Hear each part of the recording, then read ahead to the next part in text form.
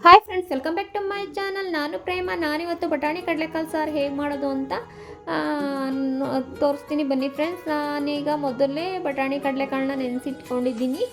ಒಂದು ಪಾತ್ರೆಗೆ ನೆನೆಸಿಟ್ಕೊಂಡಿರುವಂಥ ಬಟಾಣಿ ಕಡಲೆಕಾಳು, ಒಂದು ಬದನೆಕಾಯಿ, ಒಂದು ಆಲೂಗಡ್ಡೆನ ಕಟ್ ಮಾಡಿಕೊಂಡು ಸ್ವಲ್ಪ ನೀರನ್ನು ಹಾಕ್ಕೊಂಡು ಬೇಯಿಸೋಕ್ಕೆ ಇಟ್ಕೊತಾ ಇದ್ದೀನಿ.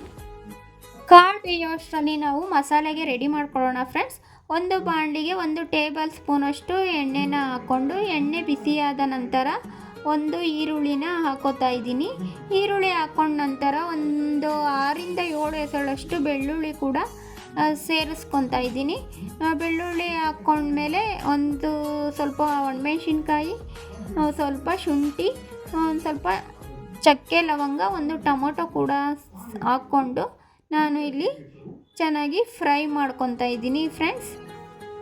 ಫ್ರೈ ಮಾಡ್ಕೊಂಡ ಮೇಲೆ ಸ್ಟವ್ನ ಆಫ್ ಮಾಡಿಕೊಂಡು ನಾನು ಕೊತ್ತಂಬರಿ ಸೊಪ್ಪು, ಸ್ವಲ್ಪ ಕಡಲೆನ ಹಾಕ್ಕೊಂಡು ಮಿಕ್ಸ್ ಮಾಡ್ಕೊತಾ ಇದ್ದೀನಿ ಫ್ರೆಂಡ್ಸ್. ಇದು ಮನೆಯಲ್ಲೇ ಸಿಗುವಂಥ ಇಂಗ್ರೀಡಿಯೆಂಟ್ಸ್ನ ಉಪಯೋಗಿಸ್ಕೊಂಡು ಮಾಡ್ಬೋದಂತಹ ಸಾಂಬಾರು ರೆಸಿಪಿ ಆಗಿದೆ ಫ್ರೆಂಡ್ಸ್. ತುಂಬಾ ಈಸಿಯಾಗಿ, ತುಂಬಾ ಕ್ವಿಕ್ಕಾಗಿ ಕೂಡ ಮಾಡ್ಕೊಬೋದು. ಹಾಗೆಯೇ ಇಲ್ಲಿ ಒಂದು ಮಿಕ್ಸಿ ಜಾರ್ಗೆ 1 ಕಪ್ಪಷ್ಟು ತೆಂಗಿನ ತುರಿ ಹಾಕ್ಕೊಂಡು, ನಾನು ಮೊದಲೇ ಹುರಿದಿಟ್ಕೊಂಡಿರೋಂತಹ ಮಸಾಲೆ ಇಂಗ್ರೀಡಿಯೆಂಟ್ಸ್ ಕೂಡ ಸೇರಿಸ್ಕೊಂಡು, ಒಂದು ಅರ್ಧ ಸ್ಪೂನಷ್ಟು ಅರಿಶಿಣದ ಪುಡಿ, ಅರ್ಧ ಸ್ಪೂನಷ್ಟು ಅಚ್ಕಾರದ ಪುಡಿ, ಒಂದು 2ರಿಂದ 3 ಟೇಬಲ್ ಸ್ಪೂನಷ್ಟು ಧನಿಯಾ ಪುಡಿ, ಸ್ವಲ್ಪ ನೀರನ್ನ ಹಾಕ್ಕೊಂಡು ನಾನು ಮಿಕ್ಸಿಗೆ ಹಾಕ್ಕೊಂಡು ರುಬ್ಕೋತಾ ಇದ್ದೀನಿ ಫ್ರೆಂಡ್ಸ್. ನಿಮಗೆ ಖಾರ ಎಷ್ಟು ಬೇಕೋ ಅಷ್ಟು ನೋಡ್ಕೊಂಡು ಹಾಕ್ಕೊಳ್ಳಿ. ನಾನು ಫಸ್ಟ್ ಒಣಮೆಣ್ಸಿನ್ಕಾಯಿ ಹಾಕಿರೋದ್ರಿಂದ ನೀವು ಅಚ್ಕಾರದ ಪುಡಿನ ಸ್ಕಿಪ್ ಕೂಡ ಮಾಡ್ಕೋಬೋದು. ನೋಡಿ, ಇಲ್ಲಿ ಮಸಾಲೆನೂ ರೆಡಿಯಾಗಿದೆ, ಕಾಳು ಕೂಡ ಬೆಂದಿದೆ. ನೋಡಿ, ಮಸಾಲೆ ಕೂಡ ನಾನು ಸೇರಿಸ್ಕೊಂಡಿದ್ದೀನಿ. ನೀರು ನನಗೆ ಎಷ್ಟು ಬೇಕೋ ಅಷ್ಟು ನಾನು ಸೇರಿಸ್ಕೊತಾ ಇದ್ದೀನಿ. ನಿಮ್ಗೆ ಎಷ್ಟು ಬೇಕೋ ಅಷ್ಟು ನೋಡಿಕೊಂಡು ಸೇರಿಸ್ಕೊಳ್ಳಿ ಫ್ರೆಂಡ್ಸ್. ಈಗ ಒಗ್ಗರಣೆ ಕೂಡ ರೆಡಿ ಮಾಡ್ಕೊತಾ ಇದ್ದೀನಿ. 1 ಟೇಬಲ್ ಸ್ಪೂನಷ್ಟು ಸಾಸಿವೆ ಹಾಕ್ಕೊಂಡು, ಸಾಸಿವೆ ಸಿಡಿದ ನಂತರ 1 ಟೇಬಲ್ ಸ್ಪೂನಷ್ಟು ಎಣ್ಣೆ, 1 ರೆಂಬೆಯಷ್ಟು ಕರಿಬೇವಿನ ಸೊಪ್ಪನ್ನ ಕೂಡ ಹಾಕ್ಕೊಂಡು ಒಗ್ಗರಣೆ ಈಗ ರೆಡಿಯಾಗಿದೆ. ನಾನು ಸಾಂಬಾರು ಕೂಡ ಸೇರಿಸ್ಕೊತಾ ಇದ್ದೀನಿ.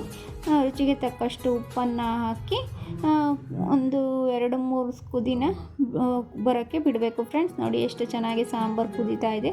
ತುಂಬಾ ಚೆನ್ನಾಗಾಗುತ್ತೆ ಫ್ರೆಂಡ್ಸ್. ತುಂಬಾ ಕ್ವಿಕ್ಕಾಗಿ, ಈಸಿಯಾಗಿ ಮಾಡ್ಕೊಬೋದಂತಹ ರೆಸಿಪಿ ಇದು. ನೀವು ಒಂದ್ಸರಿ ಟ್ರೈ ಮಾಡಿ ಹೇಗೆ ಅಂತಂತ ನಂಗೆ ಕಮೆಂಟ್ ಬಾಕ್ಸ್ನಲ್ಲಿ ತಿಳಿಸಿ ಫ್ರೆಂಡ್ಸ್. ಇವತ್ತಿನ ವ್ಲಾಗ್ ಇದಾಗಿರುತ್ತೆ. ದಯವಿಟ್ಟು ನನ್ನ ವಿಡಿಯೋ ಇಷ್ಟ ಆಗಿದೆ ಲೈಕ್ ಮಾಡಿ, ಶೇರ್ ಮಾಡಿ, ಸಬ್ಸ್ಕ್ರೈಬ್ ಮಾಡಿ. Thank you.